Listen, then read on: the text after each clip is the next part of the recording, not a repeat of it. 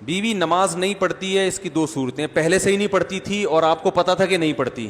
تو سوال پیدا ہوتا ہے آپ نے بے نمازی سے شادی کی کیوں؟ دیکھو دیندار لڑکی سے نکاح کرو، اس وقت تو دماغ میں نا عشق کا بھوت سوار ہوتا ہے، لوگ دین نہیں دیکھتے، نہ یہ دیکھتے ہیں کہ پردہ کرتی ہے کہ نہیں کرتی، نہ یہ دیکھتے ہیں کہ نماز پڑھتی ہے کہ نہیں پڑھتی، لیکن یہ بھوت جب اترتا ہے جب آپ کے بچے جوان ہونا شروع ہوتے ہیں اور وہ نماز نہیں پڑھتے، بیٹیاں پردہ نہیں کرتی، اور وہ کیوں کریں گی پردہ جب ان کی امی پردہ نہیں کر رہی ہیں تو وہ کیوں کریں گی؟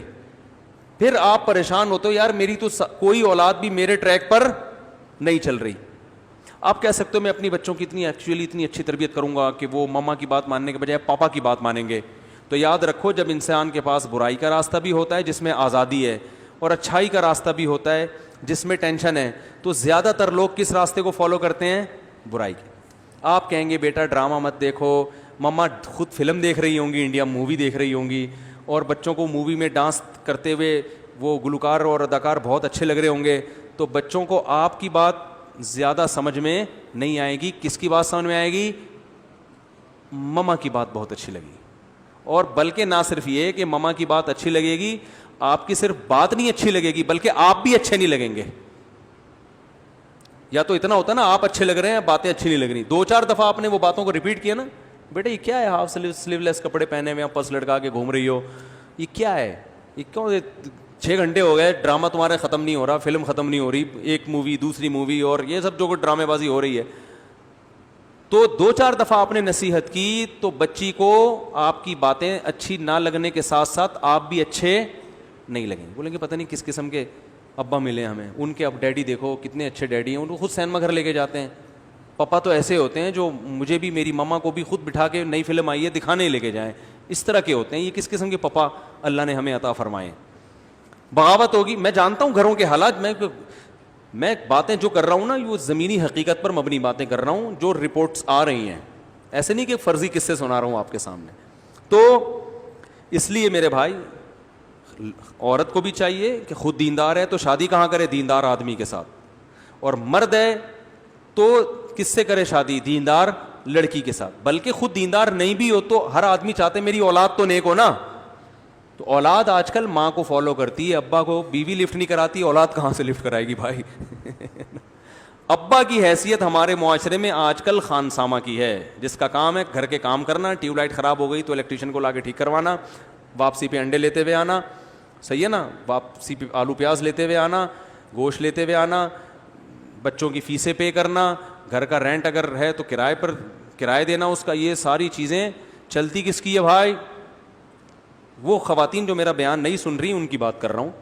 جو بیان سن رہی ہیں ان کے علاوہ کی چلتی کس کی ہے؟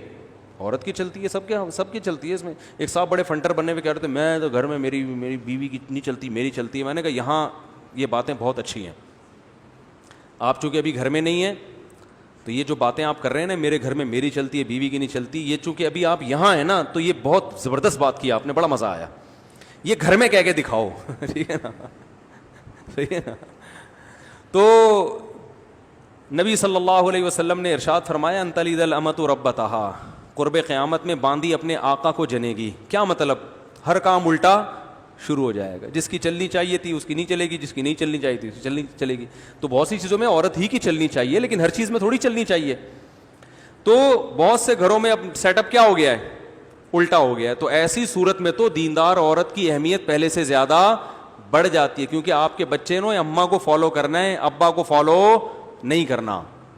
تو اس لیے بہت اہمیت ہے بھائی، با پردہ لڑکیاں لے کر آیا کرو، شادی کرو ان سے، دیندار پہلے سے نمازی ہوں، وہ دیندار ہو، مدرسے کی عالمہ ہو تو بہت اچھی بات ہے، ان کو دین کا علم بھی ہوتا ہے۔ تو اس جگہ ایسے جگہوں پہ پھر وہ 100% درست دنیا میں کوئی بھی نہیں ہوتا۔ مصیبت یہ ہے کہ لوگ کسی عالمہ سے شادی کر لیتے ہیں اور پھر ایک اس کو رابعہ بصریہ فرض کر لیتے ہیں کہ چونکہ یہ عالمہ ہے تو یہ تو امی عائشہ رضی اللہ تعالیٰ عنہ جیسی ہوگی،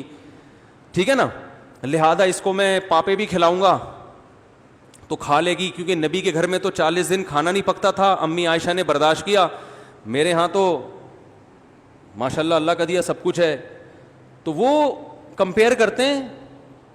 اس زمانے کی عورتوں سے، تو یہ بھی غلط ہے بھائی، وہ ہے تو اسی دور کی نا، اگر عالمہ ہے